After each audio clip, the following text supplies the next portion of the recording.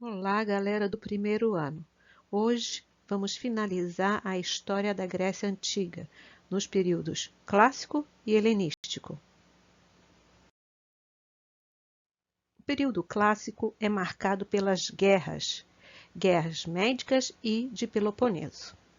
As guerras médicas, também conhecidas como guerras greco-persas, guerras persas ou guerras medas, foram os conflitos entre os antigos gregos e o Império Persa durante o século V a.C., ocorridos na região do Mediterrâneo Oriental.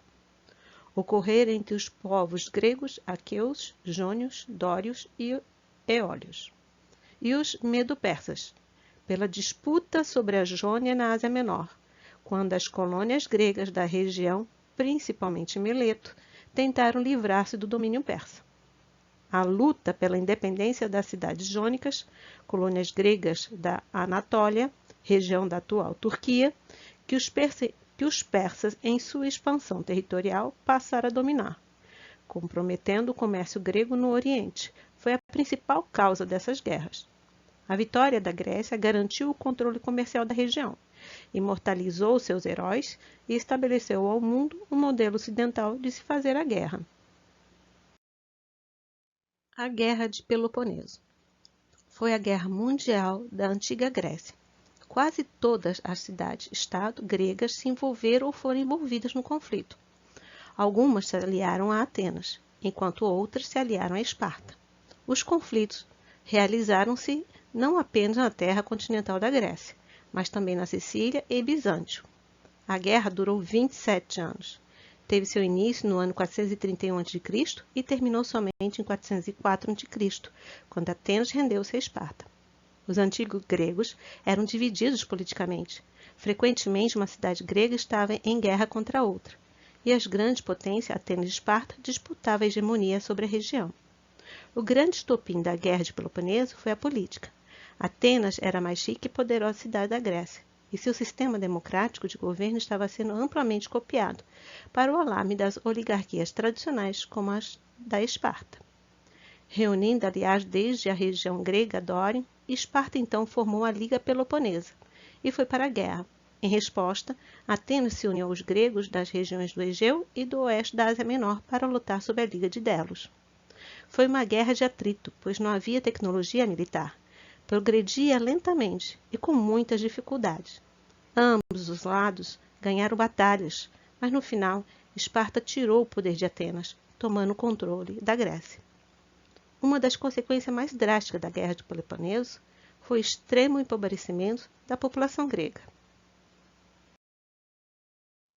O período helenístico foi uma época da história entre o século III e II a.C., no qual os gregos estiveram sob o domínio do Império Macedônico. Foi tão grande a influência grega que, após a queda do Império, a cultura helenística continuou predominando em todos os territórios anteriormente por eles dominados. Entre o século II e I a.C., os reinos helenísticos foram aos poucos sendo conquistados pelos romanos. Os macedônios habitavam a região situada no norte da Grécia. Durante muito tempo, esses povos foram chamados de bárbaros pelos habitantes da Grécia. Em 338 a.C., os gregos foram derrotados na Batalha de Queroneia pelas forças macedônicas, que em pouco tempo dominaram toda a Grécia. Em 336 a.C., o imperador Filipe II é assassinado, assumindo o trono seu filho Alexandre Grande, que durante 10 anos de seu reinado conquistou extensa região, formando o maior império até então conhecido. O Império de Alexandre Magno se estendeu pelo Egito, Mesopotâmia, Síria, Pérsia e Índia. Essas conquistas ajudaram a formar uma nova civilização. Adotando o grego como língua comum, iniciou-se um processo de interpenetração cultural, onde algumas instituições permaneceram próximas ao padrão grego e outras prevaleceu elementos orientais. É com essa civilização mista que se dá o início ao período helenístico. Após a morte de Alexandre e sem deixar herdeiros, o seu reino foi dividido entre seus generais.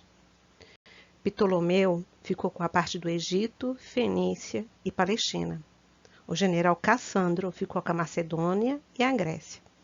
E o general Seleuco ficou com a Pérsia, Mesopotâmia, Síria e Ásia Menor. Assim, surgiram dinastias de soberanos absolutistas que enfraqueceram a unidade mantida nos tempos de Alexandre e aos poucos foram caindo sob o domínio romano.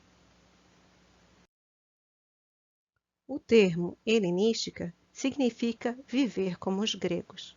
Então, a denominação civilização helenística foi o resultado da fusão de diversas sociedades, principalmente a grega, persa e egípcia. A grande obra de Alexandre Magno, no plano cultural, sobreviveu ao esfalecimento do seu império territorial. O movimento expansionista promovido por Alexandre foi responsável pela difusão da cultura grega pelo Oriente, fundando cidades, várias vezes batizada com o nome de Alexandria, que se tornaram verdadeiros centros de difusão da cultura grega no Oriente. Nesse contexto, elementos gregos acabaram se fundindo com as culturas locais.